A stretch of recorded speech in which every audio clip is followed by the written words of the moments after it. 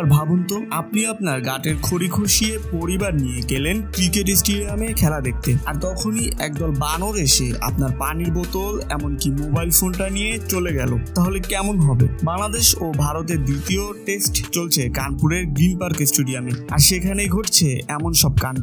পুরো ঘটনা থাকছে প্রতিবেদনের বাকি অংশে। কানপুর গ্রিন পার্ক স্টেডিয়ামে খেলা দেখতে গেলে দর্শক, খেলোয়াড় ও ক্যামেরাম্যানদের পোহাতে হয় বাড়তি ঝামেলা। দর্শকদের জ্বালাতন করেন স্টেডিয়ামের পেছনের গাছ বেয়ে গ্যালারিতে প্রবেশ করা একঝাঁক বানর, নিয়ে যায় দর্শকদের বোতল এমনকি মোবাইল ফোনও। নানান কাণ্ডে খেলোয়াড়দের নজর কাড়েন এবং বিরক্তও করেন। এছাড়া ক্যামেরাম্যান আর টেলিভিশন ক্রুদের খাবারও নিয়ে পালিয়ে যায় বানরের দল। বানরের এসব উৎপাত থেকে রক্ষা পেতে এবার অভিনব কৌশল অবলম্বন করেছেন উত্তরপ্রদেশের ক্রিকেট অ্যাসোসিয়েশন।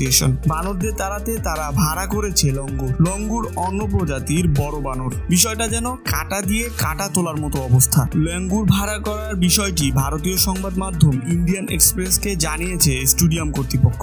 স্টেডিয়ামের পরিচালক সঞ্জয় কাপুর ইন্ডিয়ান এক্সপ্রেসকে বলেন, বানরের উৎপাত থেকে মানুষকে রক্ষা করতে এবং তাদের শায়েস্তা করার জন্য আমরা লঙ্গুরদের নিয়োগ দিয়েছি। বাংলাদেশ ও ভারতের মধ্যকার 2 ম্যাচের সিরিজের শেষ টেস্টে বাড়তি নিরাপত্তার ব্যবস্থা করা হয়েছে। ফটোগ্রাফারদের, ক্যামেরা স্থাপন ও টেলিভিশন ক্রুদের জন্য বাউন্ডারি লাইনের বাইরে উচ্চ স্ট্যান্ড বানিয়ে দেওয়া হয়েছে। এছাড়া বানর যেন খাবার নিয়ে যেতে না পারে সেজন্য স্ট্যান্ড লাইনে পৌঁছানোর অংশ ও 2 পাশ কালো কাপড় দিয়ে ঢেকে দিয়েছে আয়োজকরা। এখন দেখার বিষয় লঙ্গুর বাহিনী কিভাবে এই বানরদের উৎপাত ঠেকায়।